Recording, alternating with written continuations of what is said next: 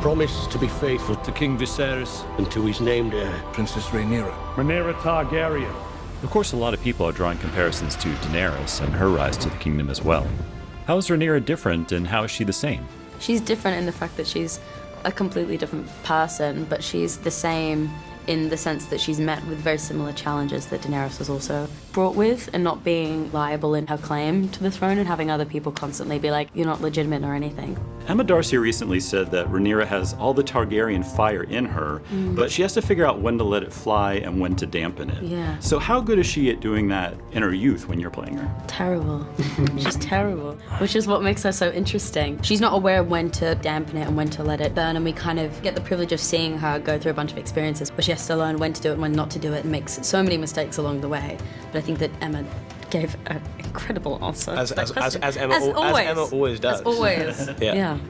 That's sort of like a question of a whole lifetime, right? That's like a lifetime of learning. She's a character, especially at the start of this series, who feels herself to be like an outsider in her own home. And I think part of kind of resolving that discomfort is about seizing her name and acknowledging what she is, because actually to a certain extent we don't get to pick that.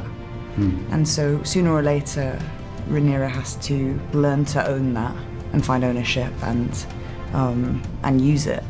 Men would sooner put the realm to the torch than see a woman ascend the Iron Throne. Give us a sense of Rhaenyra's relationship with Alicent. It seems like they're pretty close growing up, but then we kind of see going forward that they end up at odds. Ultimately, their relationship reminds me of Stand By Me. I'm never gonna get out of this town, am I, Gory? You can do anything you want, man. And there's that quote where it's like, you're never gonna have friends again, like you do when you're 12. And that ultimately is Rhaenyra and Alicent's relationship. And because of the world that they live in and how they have to navigate the world that they live in, which is very, the patriarchy, it kind of forces these two women to be at odds with one another, because there can only be one woman, unfortunately, in the context of the world that Westeros is.